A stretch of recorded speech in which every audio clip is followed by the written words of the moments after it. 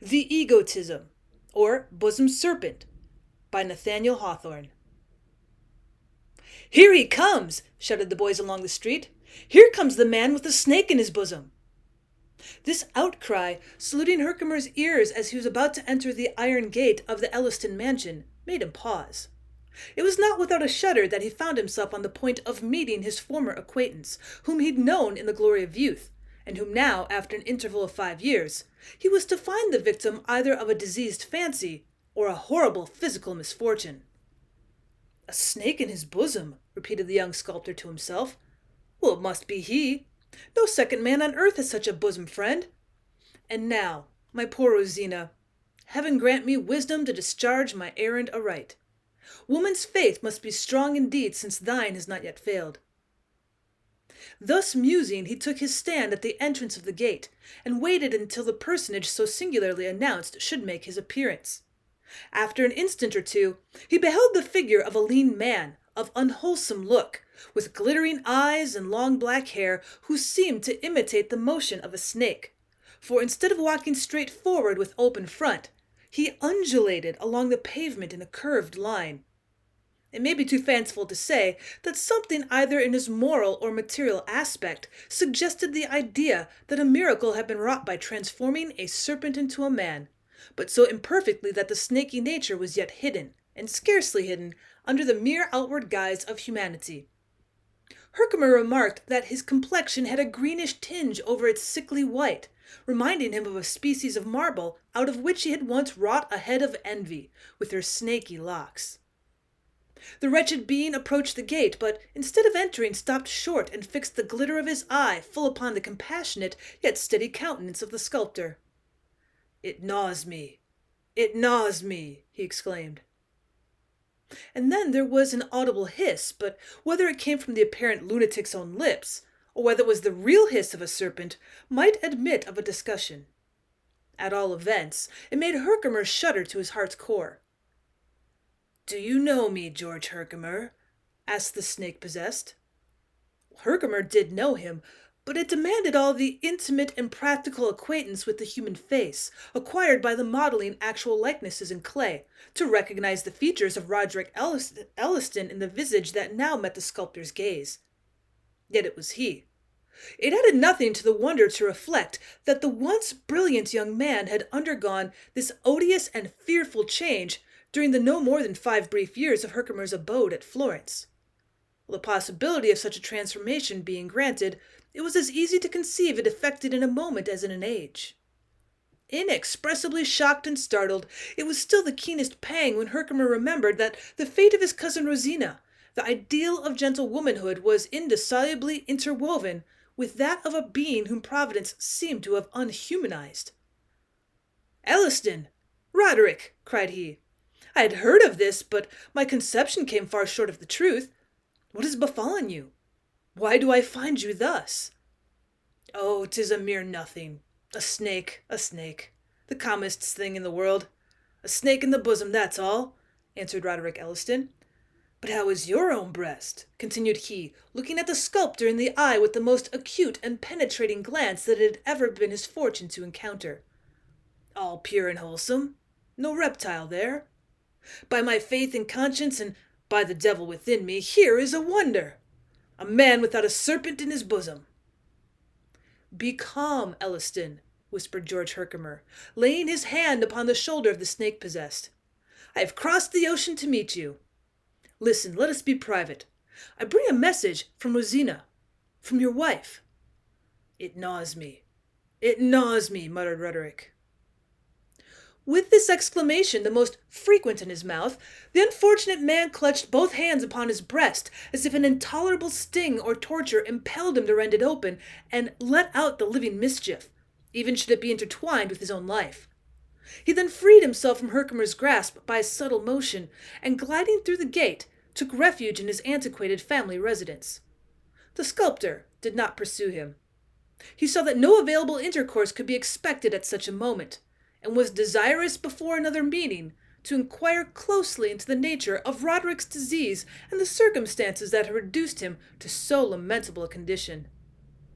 He succeeded in obtaining the necessary information from an eminent medical gentleman. Shortly after Elliston's separation from his wife, now nearly 4 years ago, his associates had observed a singular gloom spreading over his daily life, like those chill gray mists that sometimes steal away the sunshine from a summer's morning. The symptoms caused them endless perplexity. They knew not whether ill health were robbing his spirits of elasticity, or whether a canker of the mind was gradually eating, as such cankers do, from his moral system into the physical frame, which is but the shadow of the former. They looked for the root of his trouble in this shattered schemes of domestic bliss, wilfully shattered by himself, but could not be satisfied of his existence there. Some thought that their once brilliant friend was in an incipient stage of insanity, of which his passionate impulses had perhaps been the forerunners. Others prognosticated a general blight and gradual decline. From Roderick's own lips they could learn nothing. More than once, it is true, he'd been heard to say, clutching his hands convulsively upon his breast, "It gnaws me. It gnaws me." But by different auditors, a great diversity of explanation was assigned to this ominous expression. What could it be that gnawed the breast of Roderick Elliston? Was it sorrow? Was it merely the tooth of physical disease? Or, in his reckless course, verging upon profligacy, if not plunging into its depths, had he been guilty of some deed which made his bosom a prey to the deadlier fangs of remorse? There is a plausible ground for each of these conjectures, but it must not be concealed that more than one elderly gentleman, the victim of good cheer and slothful habits, magisterially pronounced the secret of the whole matter to be dyspepsia. Meanwhile, Roderick seemed aware how generally he had become the subject of curiosity and conjecture, and with a morbid repugnance to such notice, or to any notice whatsoever, estranged himself from all companionship. Not merely the eye of man was a horror to him, not merely the light of a friend's countenance, but even the blessed sunshine likewise, which in its universal beneficence typifies the radiance of the Creator's face, expressing his love for all the creatures of his hand. The dusky twilight was now too transparent for Roderick Elliston. The blackest midnight was his chosen hour to steal abroad, and if ever he were seen, it was when the watchman's lantern gleamed upon his figure, gliding along the street, with his hands clutched upon his bosom, still muttering, "It gnaws me, it gnaws me." What could it be that gnawed him? After a time it became known that Elliston was in the habit of resorting to all the noted quacks that infested the city, or whom money would tempt to journey thither from a distance. By one of these persons, in the exultation of a supposed cure, it was proclaimed far and wide, by dint of handbills and little pamphlets on dingy paper, that a distinguished gentleman, Roderick Elliston, Esquire, had been relieved of a snake in his stomach. So here was the monstrous secret, ejected from its lurking place into public view, in all its horrible deformity. The mystery was out, but not so the Bosom Serpent. He, if it were anything but a delusion, still lay coiled in his living den. The empiric's cure had been a sham, the effect, it was supposed, of some stupefying drug which more nearly caused the death of the patient than of the odious reptile that possessed him. When Roderick Elliston regained entire sensibility, it was to find his misfortune the town talk, more than the 9 days' wonder and horror, while at his bosom he felt the sickening motion of a thing alive, and the gnawing of that restless fang which seemed to gratify at once a physical appetite and a fiendish spite. He summoned an old black servant who had been bred up in his father's house, and was a middle-aged man while Roderick lay in his cradle. "Scipio," he began, and then paused with his arms folded over his heart. "What do people say of me, Scipio?" "Sir, my poor master, that you had a serpent in your bosom," answered the servant with a hesitation. "And what else?" asked Roderick with a ghastly look at the man. "Well, nothing else, dear master," replied Scipio, "only that the doctor gave you a powder and that the snake leaped out upon the floor." "No, no," muttered Roderick to himself, as he shook his head and pressed his hands with a more convulsive force upon his breast. "I feel him still. It gnaws me. It gnaws me." From this time the miserable sufferer ceased to shun the world, but rather solicited and forced himself upon the notice of acquaintances and strangers. It was partly the result of desperation on finding that the cavern of his own bosom had not proved deep and dark enough to hide the secret, even while it was so secure a fortress for the loathsome fiend that had crept into it. But still more, this craving for notoriety was a symptom of the intense morbidness which now pervaded his nature. All persons chronically diseased are egotists, whether the disease be of the mind or body, whether it be sin, sorrow, or merely the more tolerable calamity of some endless pain, or mischief among the chords of mortal life. Such individuals are made acutely conscious of a self by the torture in which it dwells. Self, therefore, grows to be so prominent an object with them that they cannot but present it to the face of every casual passer-by. There is a pleasure, perhaps the greatest of which the sufferer is susceptible, in displaying the wasted or ulcerated limb or the cancer in the breast. And the fouler the crime, with so much the more difficulty does the perpetrator prevent it from thrusting up its snake-like head to frighten the world. For it is that cancer, or that crime, which constitutes their respective individuality. Roderick Elliston, who, a little while before, had held himself so scornfully above the common lot of men, now paid full allegiance to this humiliating law. The snake in his bosom seemed the symbol of a monstrous egotism to which everything was referred, and which he pampered, night and day, with a continual and exclusive sacrifice of devil worship. He soon exhibited what most people considered indubitable tokens of insanity. In some of his moods, strange to say, he prided and gloried himself on being marked out from the ordinary experience of mankind by the possession of a double nature, and a life within a life. He appeared to imagine that the snake was a divinity, not celestial, it is true, but darkly infernal, and that events derived an eminence and a sanctity, horrid indeed, yet more desirable than whatever ambition aims at. Thus he drew his misery around him like a regal mantle, and looked down triumphantly upon those whose vitals nourished no deadly monster. Oftener, however, his human nature asserted its empire over him in the shape of a yearning for fellowship. It grew to be his custom to spend the whole day in wandering about the streets, aimlessly, unless it might be called an aim to establish a species of brotherhood between himself and the world. With cankered ingenuity, he sought out his own disease in every breast. Whether insane or not, he showed so keen a perception of frailty, error, and vice, that many persons gave him credit for being possessed not merely with a serpent, but with an actual fiend, who imparted this evil faculty of recognizing whatever was ugliest in a man's heart. For instance, he met an individual who for 30 years had cherished a hatred against his own brother. Roderick, amidst a throng in the street, laid his hand on this man's chest, and looking full into his forbidding face, "How is the snake today?" he inquired, with a mock expression of sympathy. "The snake?" exclaimed the brother-hater. "What do you mean?" "The snake. The snake. Does it gnaw you?" persisted Roderick. "Did you take counsel with him this morning when you should have been saying your prayers? Did he sting when you thought of your brother's health, wealth, and good repute? Did he caper for joy when you remembered the profligacy of his only son? And whether he stung or whether he frolicked, did you feel his poison throughout your body and soul, converting everything to sourness and bitterness? That is the way of such serpents. I have learned the whole nature of them from my own." "Where is the police?" roared the object of Roderick's persecution, at the same time giving an instinctive clutch to his breast. "Why is this lunatic allowed to go at large?" "Ha ha!" chuckled Roderick, releasing his grasp of the man. "His bosom serpent has stung him then." Often it pleased the unfortunate young man to vex people with a lighter satire, yet still characterized by somewhat of a snake-like virulence. One day he encountered an ambitious statesman, and gravely inquired after the welfare of his boa constrictor.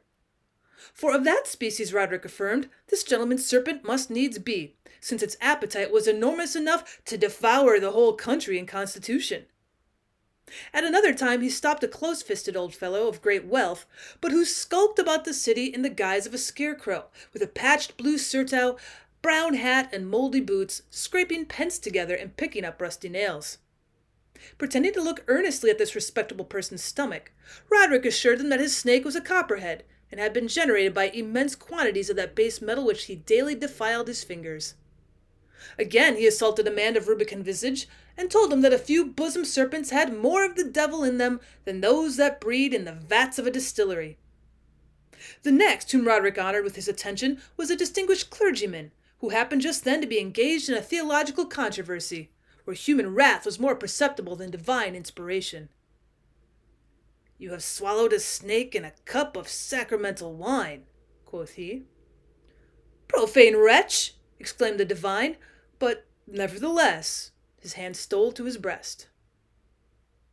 He met a person of sickly sensibility, who on some early disappointment had retired from the world, and therefore held no intercourse with his fellow men, but brooded sullenly or passionately over the irrevocable past. This man's very heart, if Roderick might be believed, had been changed into a serpent which would finally torment both him and itself to death. Observing a married couple whose domestic troubles were a matter of notoriety, he condoled with both on having mutually taken a house adder to their bosoms. To an envious author who deprecated works which he could never equal, he said that his snake was the slimiest and filthiest of all of the reptile tribe, but was fortunately without a sting. A man of impure life and a brazen face, asking Roderick if there were any serpent in his breast, told him that there was, and of the same species that once tortured Don Rodrigo the Goth. He took a fair young girl by the hand, and, gazing sadly into her eyes, warned her that she cherished a serpent of the deadliest kind within her gentle breast, and the world found the truth of those ominous words when, a few months afterwards, the poor girl died of love and shame. Two ladies, rivals in the fashionable life, who tormented one another with 1,000 little stings of womanish spite, were given to understand that each of their hearts was a nest of diminutive snakes, which did quite as much mischief as one great one. But nothing seemed to please Roderick better than to lay hold of a person infected with jealousy, which he represented as an enormous green reptile, with an ice-cold length of body and the sharpest sting of any snake save one. "And what one is that?" asked a bystander, overhearing him. It was a dark-browed man who put the question. He had an evasive eye which, in the course of a dozen years, had looked no mortal directly in the face. There was an ambiguity about this person's character, a stain upon his reputation. Yet none could tell precisely of what nature, although the city gossips, male and female, whispered the most atrocious surmises.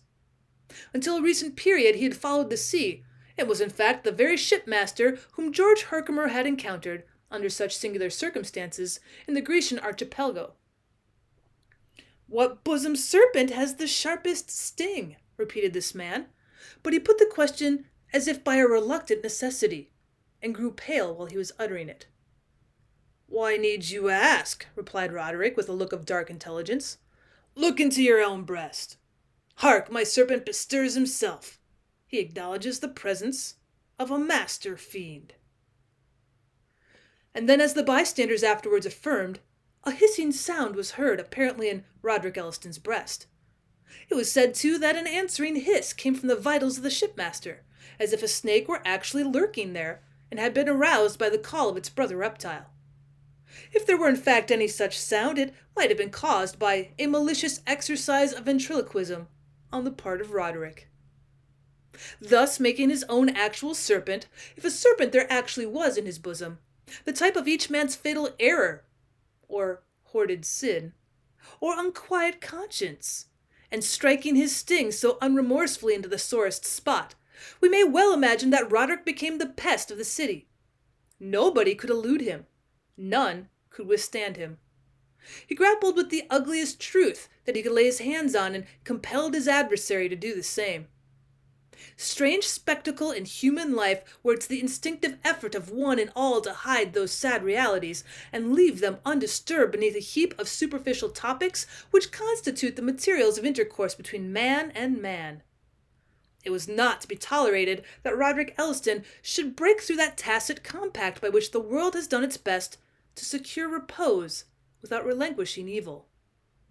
The victims of his malicious remarks, it is true, had brothers enough to keep them in countenance, for by Roderick's theory, every mortal bosom harbored either a brood of small serpents or one overgrown monster that had devoured all the rest.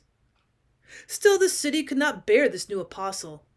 It was demanded by nearly all, and particularly by the most respectable inhabitants, that Roderick should no longer be permitted to violate the received rules of decorum by obtruding his own bosom serpent to the public gaze, and dragging those of decent people from their lurking places.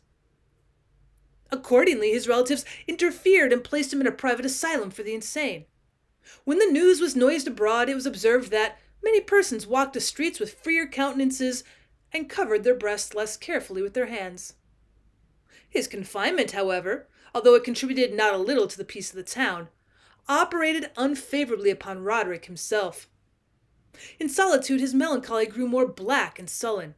He spent whole days, indeed it was his sole occupation, in communing with the serpent.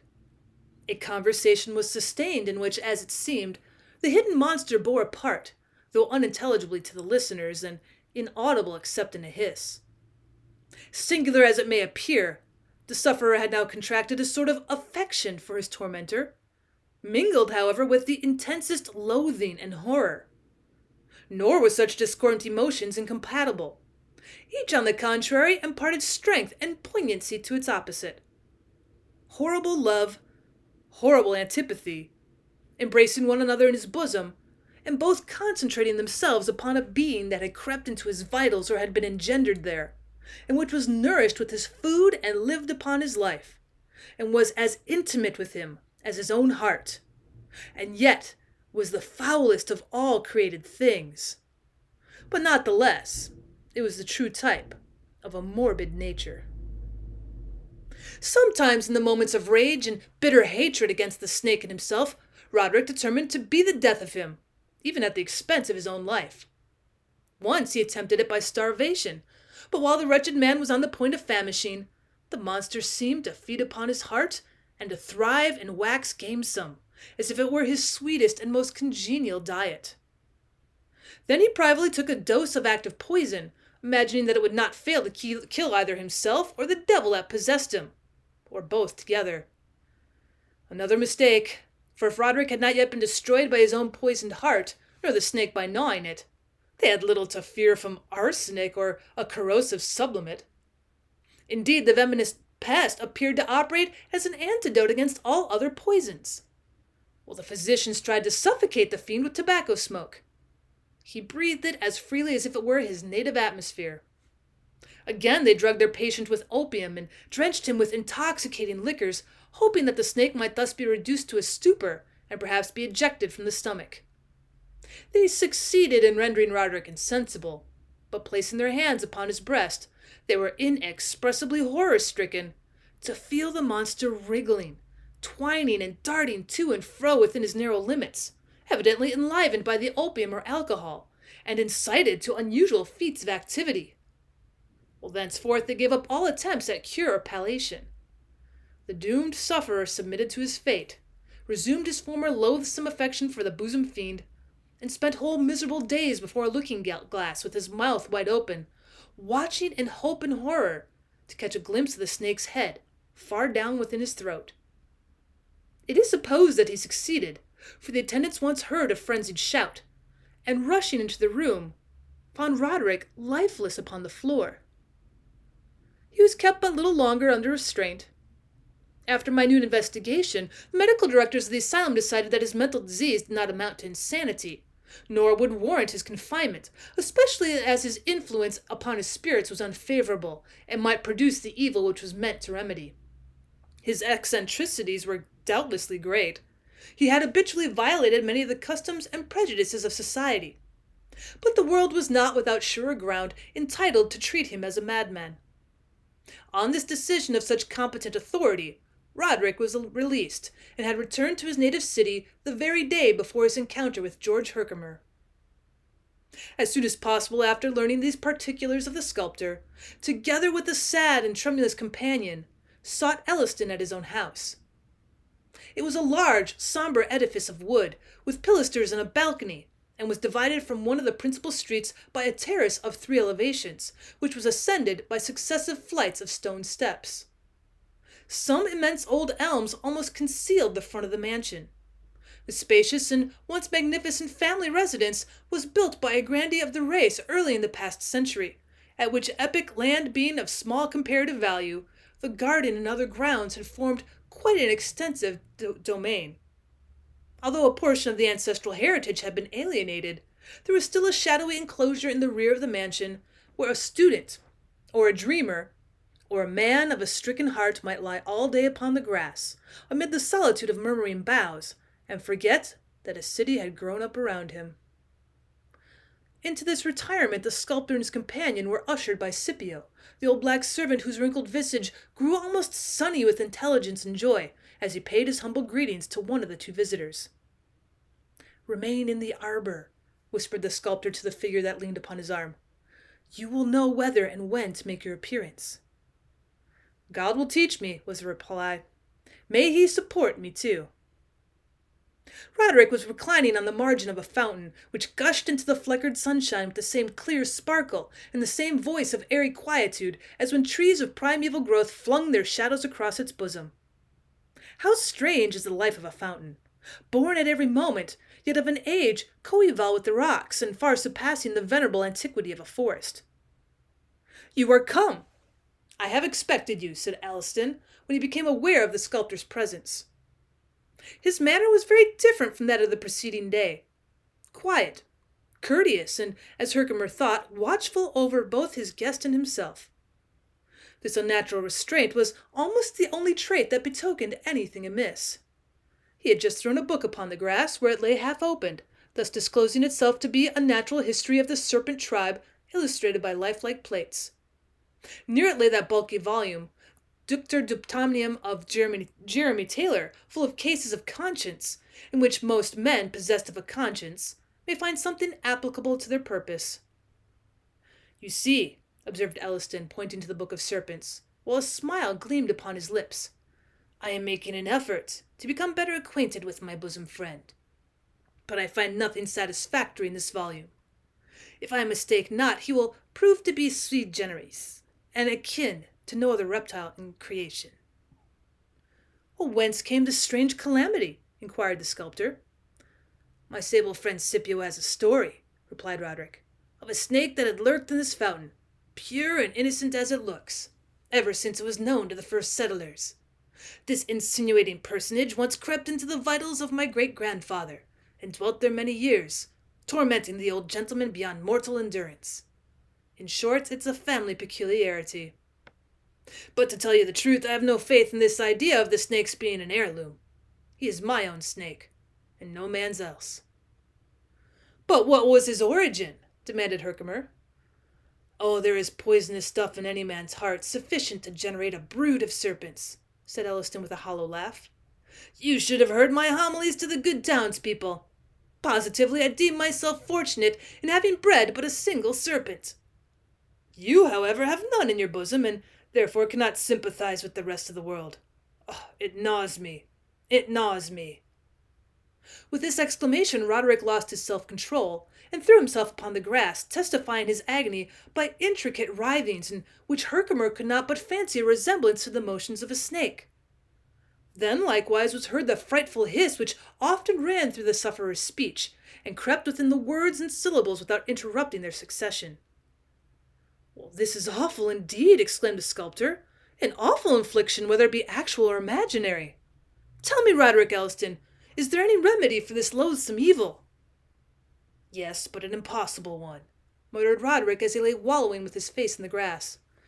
"Could I for one moment forget myself, the serpent might not abide within me.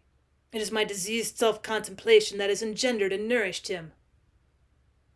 "Then forget yourself, my husband," said a gentle voice above him. "Forget yourself in the idea of another." Rosina had emerged from the arbor and was bending over him with the shadow of his anguish reflected in her countenance, yet so mingled with hope and unselfish love that all anguish seemed but an earthly shadow and a dream. She touched Roderick with her hand. A tremor shivered through his frame. At that moment, if report be trustworthy, the sculptor beheld a waving motion through the grass and heard a tinkling sound as if something had plunged into the fountain.